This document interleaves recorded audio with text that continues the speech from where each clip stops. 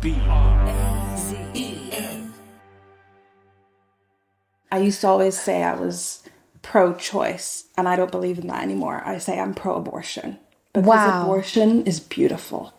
Abortion is an act of love, and that's why I do this work.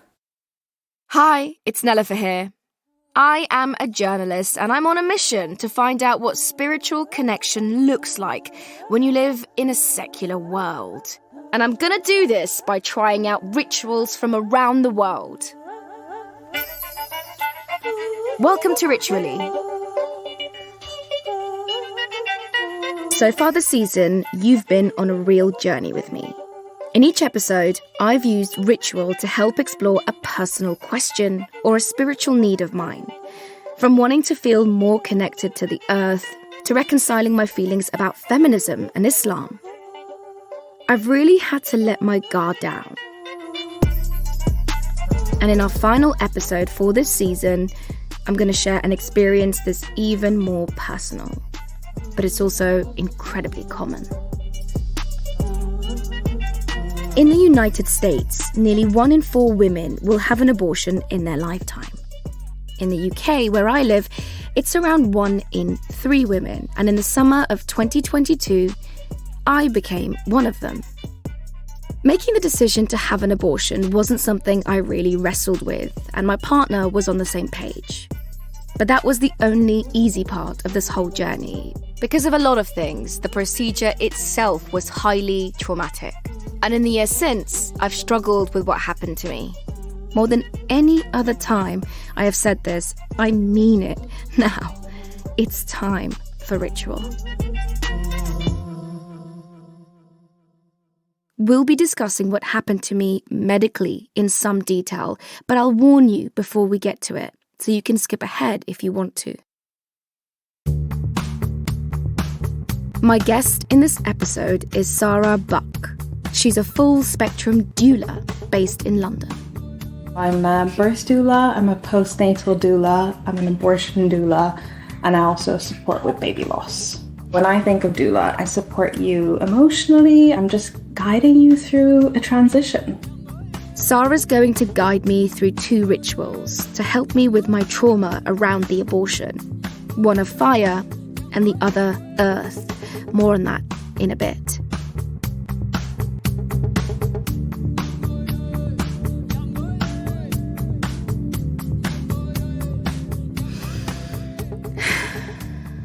First, though, we're going on another ritually road trip. I hopped in my electric car and I hummed my way out of London to the quiet of Kent. One sec. Making sure I don't get killed around this bend. Am I nervous talking? No, you're nervous talking. Okay, calm down, we're here. I was on my way to meet doula Sara and producer Sarah at my friend Talia Chain's farm. Talia is the founder and chief farming officer of a community of artists, activists and farmers and student growers who live on and nurture 7 acres of land. The community is called Sadeh, which means field in Hebrew. They draw on Jewish values to teach how to nourish and grow the land sustainably and offer spiritual sustenance. It seemed like the perfect place to go through a transformation. But as I peeled off the motorway onto a bumpy, windy country road, I got well lost. Sorry, I'm looking for Sadeh Farm. For the podcast? Yeah. It might be just over there. Inside. Luckily, producer Sarah came to collect me on the corner of a single-lane road. Hi.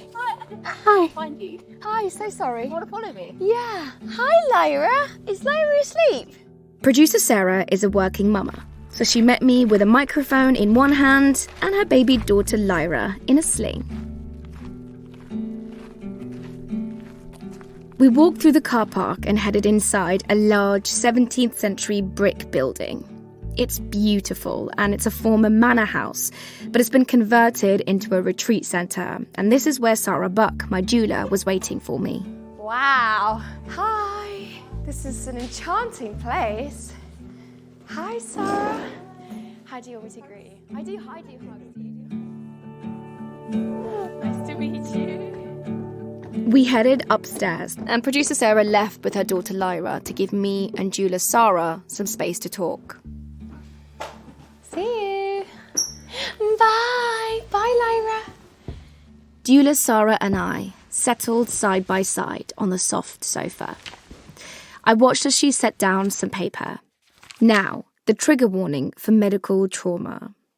We are going to speak in detail about my abortion procedure and how it went wrong. Please skip forward 7 minutes if you need to. Even knowing Sara listens to abortion stories all the time, finding the right words was a struggle. So about a year ago, I had an abortion. I found out I was 5 weeks pregnant, and there was nothing in me that wanted to be a mother. My partner said, it's entirely up to you, I'll support you in whatever decision you make. And then I explained that I don't want to have a baby right now. So I'm already struggling to express myself maybe a little bit, because I keep saying baby, but it wasn't a baby, it was a fetus. But it wasn't quite a fetus. It's just really a minefield, all this. It's whatever it is to you, really. But I often will notice and pick up what a client says, and I try to mirror their language. So you've used the word baby, so then I won't hesitate to use the word baby. But sometimes you could say a cluster of cells, and then the person could be offended. This is your experience, your abortion, your story. Even though I live in a country where abortion is legal and healthcare is free, terminating my pregnancy was shockingly difficult. See, it took 10 days to get an appointment with the English National Health Service, which might not sound like all that long. But on every morning of every day of those 10 days, it felt like I was waking up in a harmful place. But that place was my body. My energy was drained, my mind was foggy, and I was constantly gagging, feeling sick. I can only describe it as having something in you that you don't want. Mm-hmm. So I managed to tolerate the 10 days, and then I went in for an abortion. At this point, I was about 7 weeks pregnant.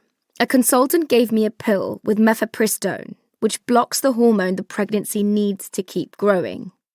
Then she gave me another pill to take at home the next day, called misoprostol. This one is supposed to cause the lining of my uterus to break down and be expelled through contractions, completing the abortion. And that should have been the end of the story. But after I took the medicine, something didn't feel right.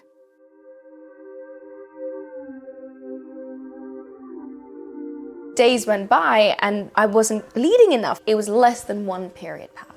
They told me it'll be several an hour. Around 10 days later, I texted the helpline number they had given me. And they were like, just hold on, it's gonna be fine. You've got to just hold tight. So I waited another 5 days. 15 days total since I'd taken the pills. I know something is wrong in my body and no one believes me.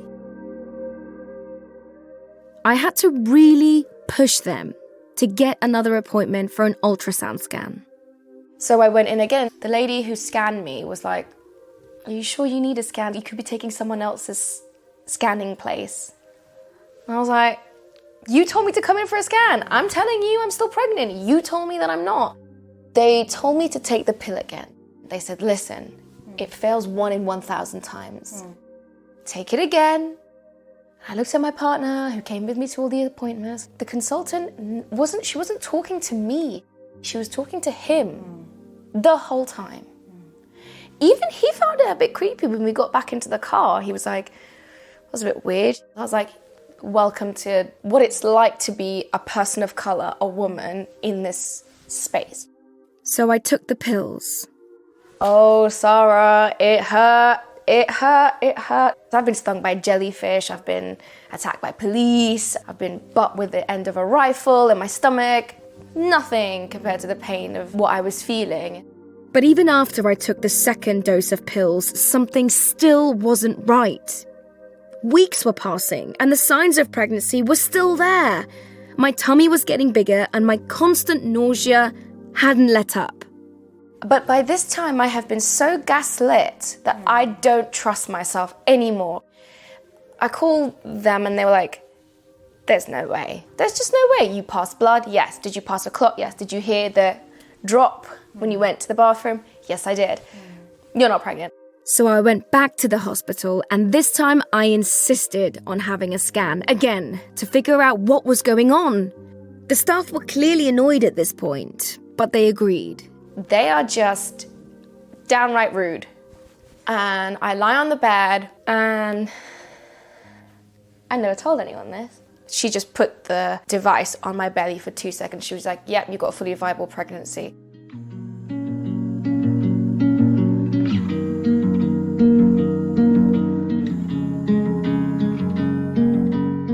So then I started to scream and shout at the top of my lungs.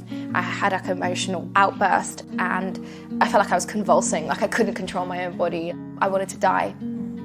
And she physically held me down on the bed and other nurses ran in and they were just like, what's going on here? And the young lady, like 19, 20, young black girl, just leaned down really close to me and was just like, you need to calm down, please, it's gonna be all right.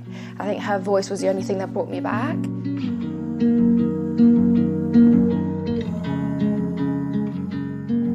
Then, the consultant I'd seen before told me, oh my goodness, in my 13 years of experience, I've never had anything like this happen before. By that point, I was 15 and a half weeks pregnant, and I wasn't going to take it anymore. Oof. In the end, they did agree to perform the abortion the next day. My partner, Matt, took me to hospital at 6 a.m. I ended up in hospital for 8 hours on top of surgery because I couldn't come to after the procedure. To top it off, the doctor who operated was the same one who had been gaslighting me. The medical trauma alone is tough, but I never really got over it. So that's why I'm here with you today, because there's the medical side of what happened to me, and then there's the spiritual side of what happened to me, and I never dealt with it. Sorry, I feel like I talked forever.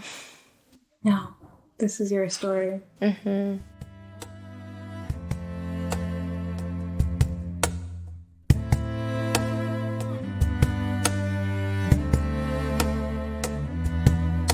Sharing this story with Sara brought all of the feelings I'd had during my pregnancy and abortion back into my body. But this time, I was ready to talk about it.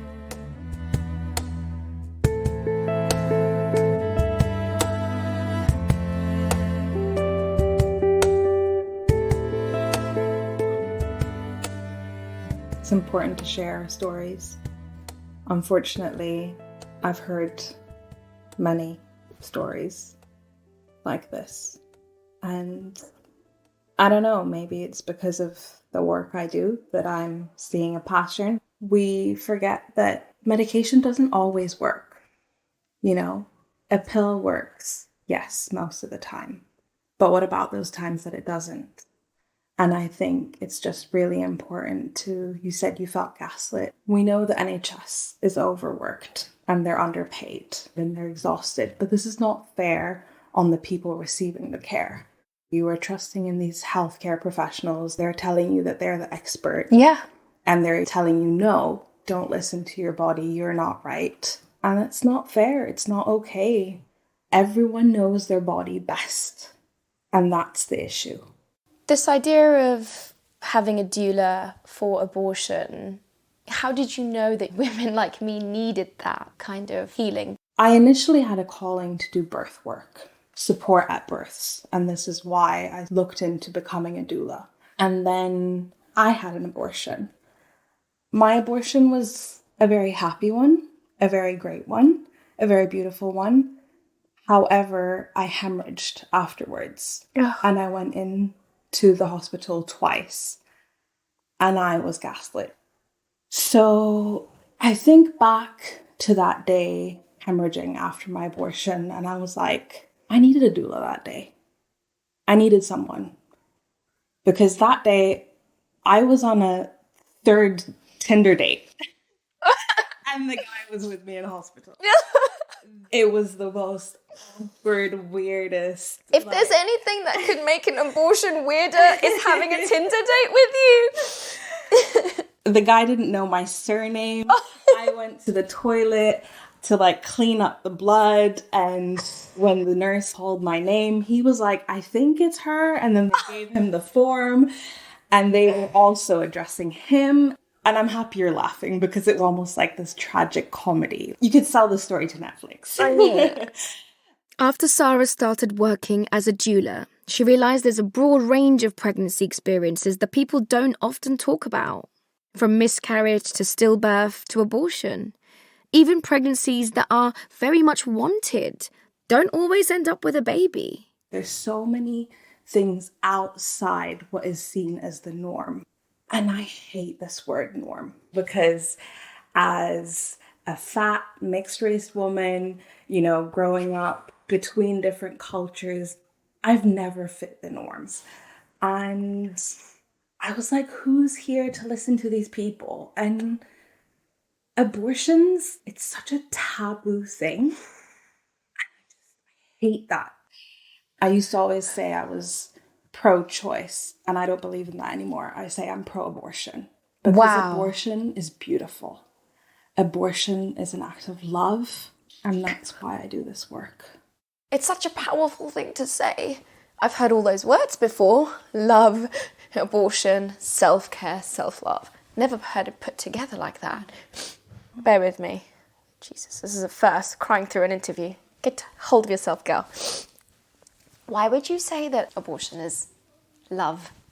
Because if you fall pregnant and you don't want the child, then having the child isn't fair on anyone. It's not fair on you, and it's not fair on that child. You're a human being. You should be able to decide over your own body. If it's not your time, if you never want children, that's okay.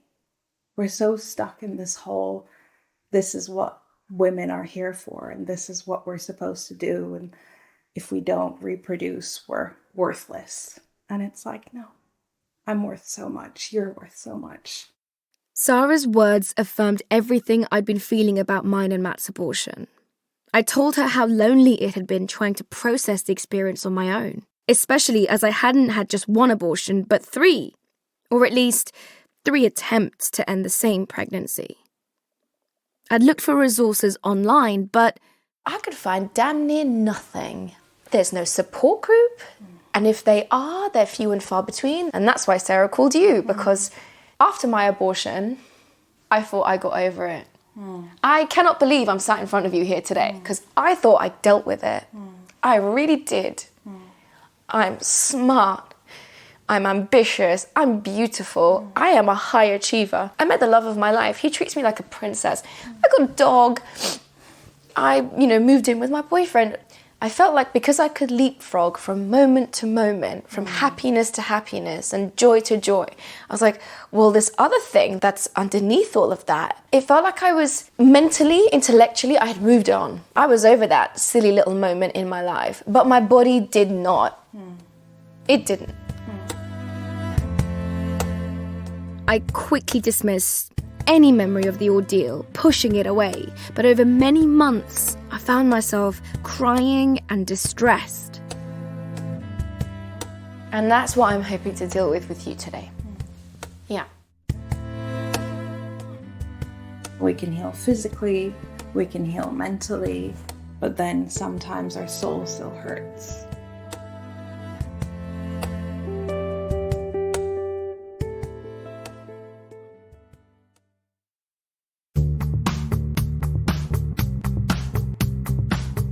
With the first stage of Sara's plan done and all cried out, we moved on to our first ritual. So the first one is writing a letter. You can write a letter to yourself, to your body, Wow. to your baby. You can write an angry letter to the medical system, to those women that treated you badly. It can be a sweary letter. It can be a letter of love. It could be a little bit of everything. No one has to read it. And then when you're ready, we'll burn it. We'll burn it? Why? Because it's an act of release, getting rid of it.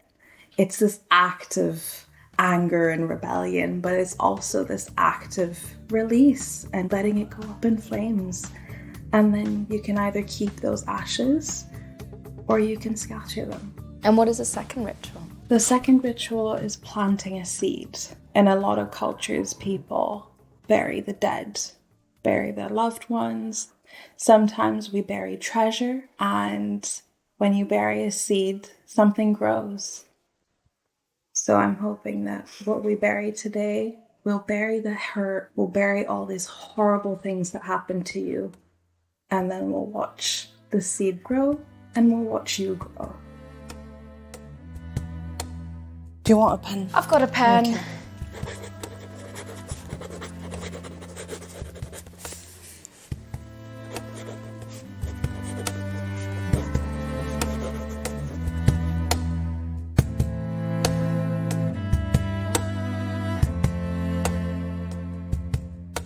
I think I'm finished. It's 2 pages. Is that long? It's perfect. It didn't go as I thought it would go.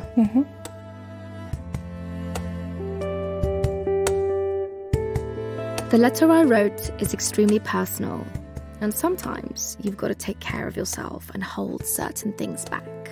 So I will. But what I do want to share with you is how powerful it felt to see my own words in ink pouring out the deepest, the sorest parts of my experience. I did read the letter to Sara, though. It felt liberating to know that this person, who was the carrier of so many people's trauma, was listening to mine and was helping me heal.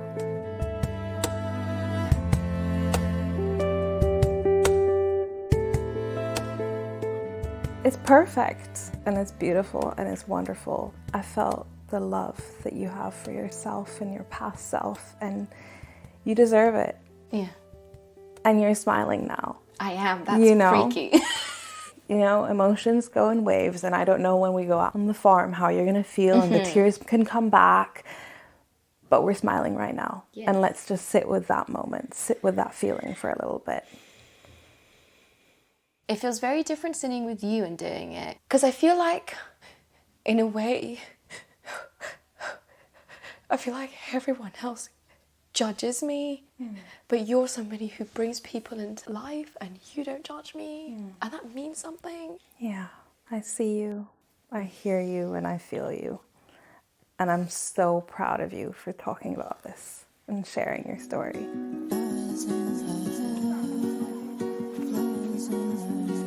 Now it was time. Sara and I headed outside to the fire pit.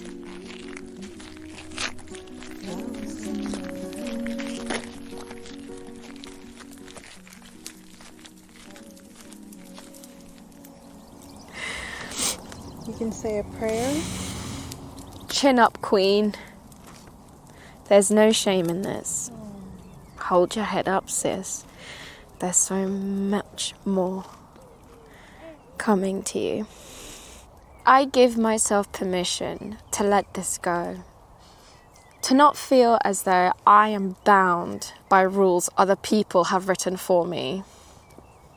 By burning this piece of paper that carries my truth right now, I surrender to a future of possibility and openness, and I accept that I can be broken and beautiful and grow and blossom around that.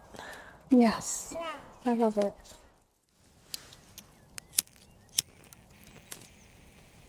I set the letter alight and watched it burn. How are you feeling? It's just nice to see words that meant so much to me just disappear back into the earth. That was quite beautiful, actually. It sounds cheesy, but when you actually do it, it feels good. It's definitely therapeutic. Listen, I'm not a pyromaniac. I don't go around burning stuff all the time.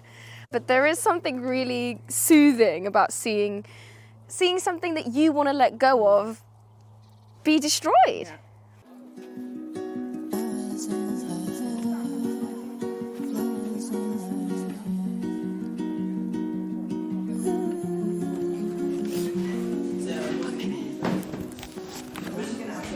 After all of that, we needed a break. So we headed to the dining area to have lunch with the community who live and work at the farm. I walked past a medieval-looking fireplace and sat down at a big table laden with vegan pizzas, focaccia bread, hummus, salads, everything. Looked delicious. When I arrived today and we walked down by the fields, something in me wanted to start running in the grass and do cartwheels. I don't know how to do cartwheels. I've never been able to. We've been known to do that. But I just felt like I wanted to run and just enjoy and get my hands and feet muddy and dirty. And I feel like if I stayed here, I would heal my inner child. So definitely, I love that we're doing our rituals here. That's so lovely. That's all we want to hear. I asked my friend Talia, who founded the farm, why it was so important to create this space. Sadeh came into existence because I needed to be in Jewish community that was focused and based in being on the land, growing food. This thing about providing space for people to have a moment of freedom to run around in a field. I didn't realise actually how transformative that part of it was. But for myself also... It was time to share a little bit more about why I was here today and hope that people were up for sharing back. We'd given the farm community a heads up in advance that I wanted to talk about healing spiritually from medical trauma and the role of ritual in all of our lives, and got everyone's consent who wanted to participate in a discussion. Arriving at the farm early that day, I felt nervous about opening up to strangers and worried that they'd judge me. But with doula Sara by my side, I felt safe. Oh, and producer Sarah's daughter is gurgling away at the table, and it made me feel more at home too.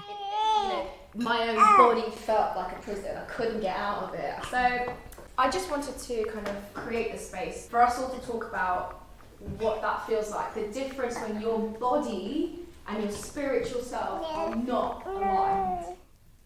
I just felt so moved by you sharing that story, and it just felt so real, what you were saying about when there's something inside of you that's wrong. I sometimes say about that voice inside, you can shout over it, but you can never make it go away. And it's actually for a little while. That's Felix. I never met them before. They live at Sadeh, working on disabled and queer community building. And I realised that we had both tried to silence the inner voice telling us who we were and what we wanted for our bodies. I'm trans, and I didn't realise for age, if you'd have asked me, I would have been I'm happy living as a woman, this is great, I have such a fun life. I dance and I climb and I and I would have listed all of my many activities and how happy I was. And then I got sick with chronic fatigue, and I was just sick in bed with quiet. And it was just I couldn't not feel that thing anymore. You've got to make that thing right in yourself. And I just really connected, when the thing you have to do is something that the world has loads of feelings around and it's so political. It's your body and it's your only home. So I just really respect you for doing the thing that you needed to do to live in your body. And I'm that's the stuff of life. It says in Talmud, there is no home apart from the body, which Listening to Felix, I realised both of us have had to battle the medical system to gain that control over our bodies, to access forms of healthcare that are highly stigmatised. They told me they also used ritual to help with their gender transition. I had songs that I could sing, and I was singing the songs to myself in the waiting room that are about what I know, which is that transformation is part of life. Transformation. Okay, the second that Felix said that word, it all fell into place for me. What happened to me medically was traumatic and nothing I could run away from or think myself out of or ignore to all oblivion. The rituals I was doing and the people helping me to do them, and by fuck I count Felix, Talia, doula Sara, producer Sarah and baby Lyra in it too, they were helping me transform the relevance of my trauma. Because I get to decide my relationship to these events and what role they'll play in my life.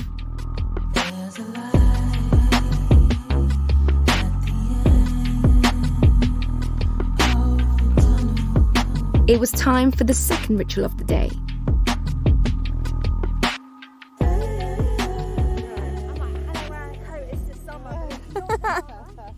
Producer Sarah and baby Lyra grabbed Talia, Sara and me, and the five of us left the farmhouse and made our way past the large vegetable patch and down the meadow. There's beautiful space, trees on all sides with gorgeous white fluffy clouds. And I can see rose bushes that in a couple of months' time are going to be blooming. As an added bonus, there was a greyhound cross trotting along with us. Hello, doggy. Hi, boy. Come on. What is this, an archway of willow? What is it? Yeah, it's an archway of willow. We walked through a long willow arch, all the way to the back of the farm, to a sacred spot the community used for rituals. There, standing in the middle of a meadow, inside a series of circles of flowers and herbs, it was time for rebirth. I'd asked doula Sara for another ritual that would help me move forward. She suggested we plant some seeds to symbolize the growth I was experiencing that day at the farm. And as the resident green thumb among us, Talia was ready to help. So tell me about the seeds that you picked for me. These are dwarf sunflowers, which are like short sunflowers. Whoa, worm! Big fat worm. Oh my God, look at it go!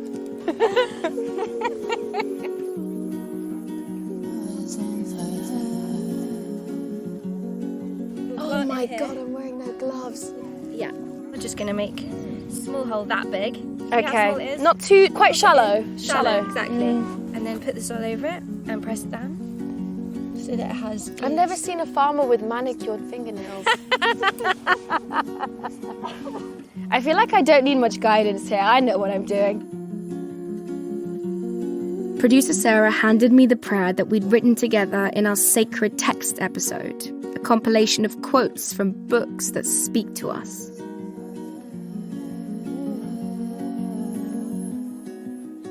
Turning back amongst the many leaves which the past has folded in him, pressing into the heart of the forest where light and change so checker each other. I pressed my seeds into the ground and spread some dirt over them. You go, little seed. I'll see you in a few months. Thanks, Talia. I feel like you've blessed my land. I feel like your land's blessed my life. Back at the house, the community at Sadeh began to sing to me. It's a Hebrew song called Ana El Na. The tune is by Ali Helpert, and it means, "Please divine, heal her."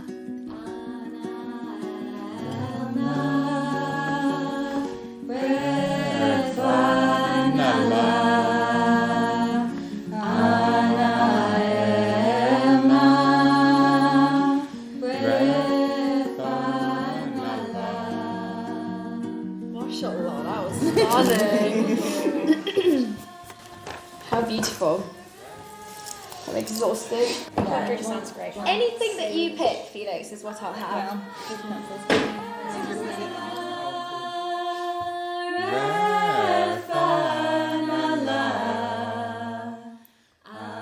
Felix handed me a cup of tea with green leaves in it.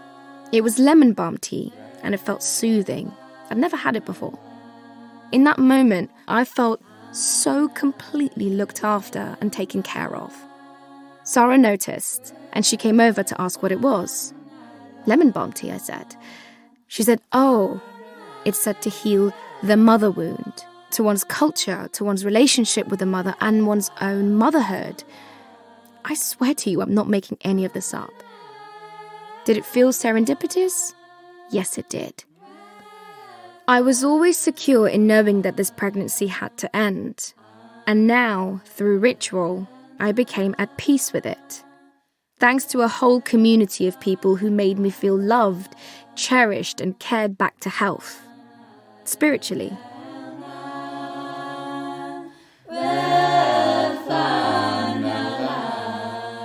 Abortion is not an inherently traumatic procedure, but the way that you experience it and how it's handled can indeed be traumatic. For everyone who's gone through a similar experience, you're not alone. And if you've connected with this episode and have a story of your own to share, I want to hear it.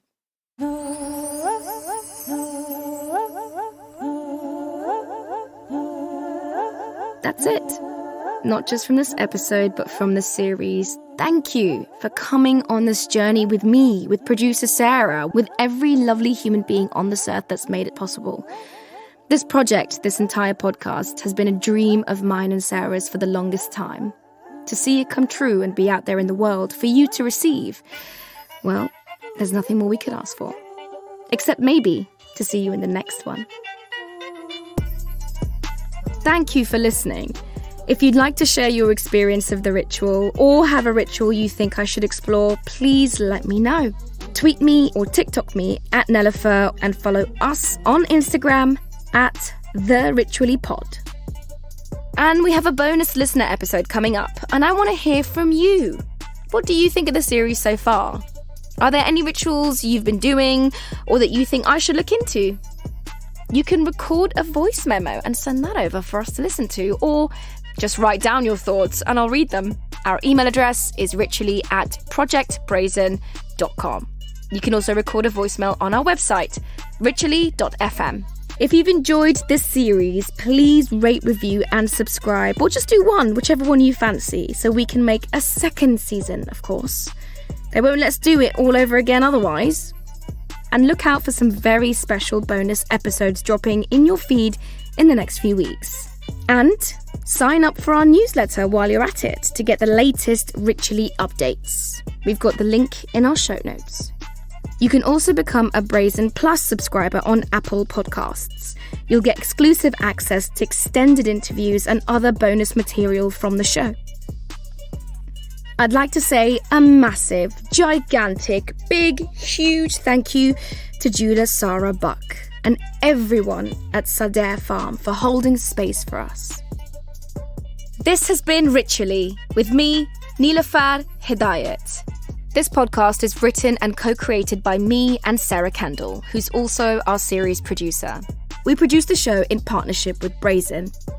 Susie Armitage is our story editor. Troy Holmes is our audio editor. Mixing and sound design by Claire Urban. Our theme tune is by Amaroon, and our original music is by Jay Brown. Executive producers for Brazen are Bradley Hope and Tom Wright. At Brazen, Maria Angel Gonzalez is our project manager, and Lucy Woods is our fact checker and head of research. Charlotte Cooper is our marketing consultant. Francesca Geladi, Quadrio Curtio, and Noor Abdel Latif are podcast strategists. Megan Dean is programming manager, and Ryan Ho is the series creative director. Our cover art is designed by Julian Pradier. For more from Ritually, head to the Brazen channel on Apple Podcasts. There, you can subscribe to Brazen Plus for ad-free listening and exclusive access to bonus episodes. If you'd like to learn more about the series, check out our website, ritually.fm.